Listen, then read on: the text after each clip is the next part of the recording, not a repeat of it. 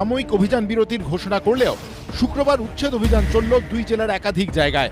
তার মধ্যে উচ্ছেদ অভিযান ঘিরে এদিন রণক্ষেত্রের চেহারা নিল বীরভূমের বোলপুর। বুলডোজারের ওপর উঠে পড়ে বিক্ষোভ দেখাতে শুরু করেন ব্যবসায়ীরা। পুরসভার কর্মীদের সঙ্গে ধস্তাধস্তি বেঁধে যায় স্থানীয় দোকান মালিকদের।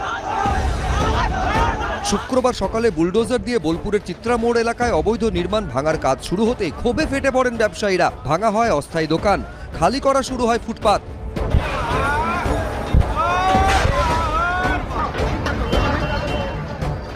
পরিস্থিতি সামাল দিতে ঘটনাস্থলে পৌঁছন বোলপুর থানার পুলিশ ও পুরসভার চেয়ারম্যান পর্ণা ঘোষ। যে সমস্ত দোকানদাররা রয়েছেন তারা ভাবছে যে ফুটপাতটাও আমাদের নিজস্ব সম্পত্তি, তার কিন্তু কোনো কাগজপত্র কিচ্ছু নেই। তো আমরা 2 দিন সময় দিয়েছি, তারা কাগজপত্র দেখাক।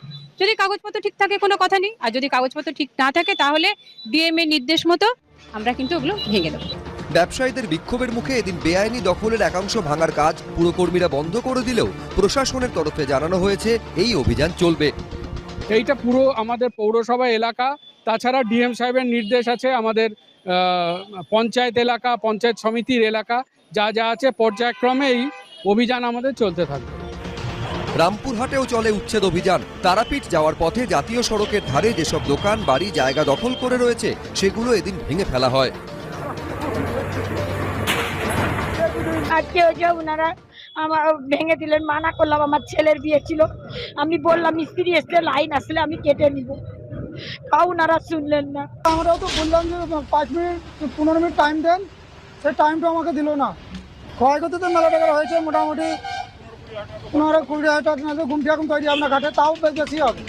উত্তর 24 পরগনার বসিরহাটের টাকি পুরসভার 14 ও 15 নম্বর ওয়ার্ডেও এদিন বেআইনি দোকান সরিয়ে দেওয়া হয়। দোকানদারদের পুনর্বাসনের কথা জানিয়ে মাইকে প্রচার চলে। আমার এই দুয়ার জায়গা এটা তাও তুলে নিতে বলছে।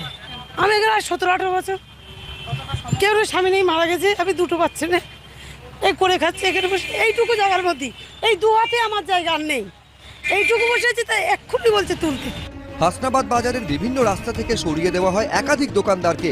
ভাস্কর মুখোপাধ্যায়, সমীরণ পাল, এবিপি আনন্দ।